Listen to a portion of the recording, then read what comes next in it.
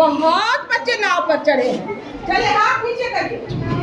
अच्छा, एक ही सुन लीजिए, शांत रहिए। पहले एक नाव पर तो चढ़े हैं, लेकिन नाव ऐसा सवारी है कि उसमें ना अच्छी सवारी है। जहाँ कोई नहीं है, नदी है, तो वहाँ नाव ही तो सवारी होती है। बच्चे इधर देखिए, तो क्या होगा अगर ज्यादा भरा हुआ नाव हो, ओवरलोडेड नाव, उस पर नहीं चढ़ना है। जिस नाव पर मवेशी सवार हो उस पर नहीं चढ़ना है। जिस नाव पर घास फूस भूसा लगा हुआ हो उस पर नहीं चढ़ना है। छोटी नाव पर तो बिल्कुल नहीं चढ़ना है। छोटी नाव, जिस नाव में जो उजला लकीर नीचे में दिया हुआ रहता है, अगर नहीं हो, नाव के किनारे में लकीर दिया हुआ रहता है, ठीक ना, तो उस नाव पर नहीं चढ़ना है। रात में तो बिल्कुल नहीं चढ़ना है। वर्षा के समय तो चढ़ना ही नहीं है। जब आंधी तूफान रहे तो उस समय बिल्कुल नाव पर नहीं चढ़ना है। समझ रहे ना कब कब नहीं चढ़ना है।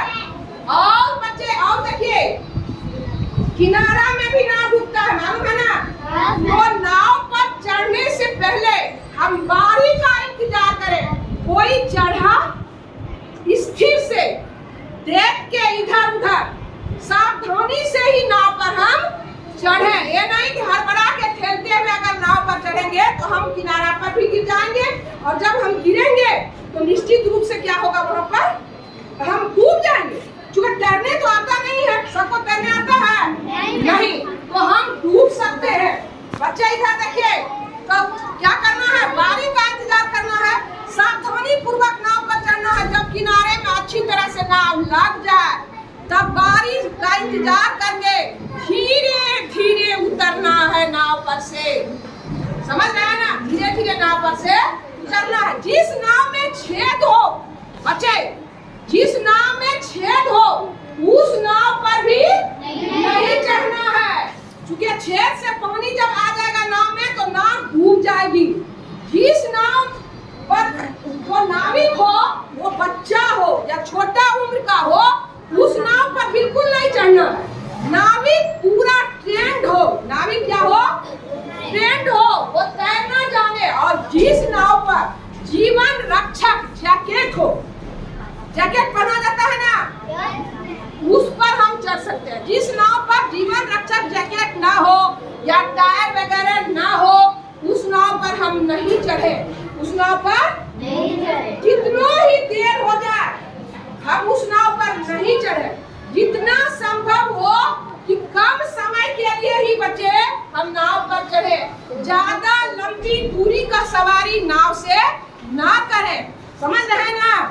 अगर खुदा न खास्ते किसी का पैर फिसल गया और नदी में डूबने लगा तो क्या करना है, किसी का साड़ी या धोती उसको 2-3 बांध के, देखिए कैसे बांध रहे हैं, बांध के रस्सी बना करके उसका, देखिए इस तरह से, और तुरंत हल्ला मचाना है किनारा से। ये नहीं कि हम ही जाके करने भी नहीं आ रहा है तो क्या भाई हम जाके बचाने लगे तो हम भी डूब गए, नहीं।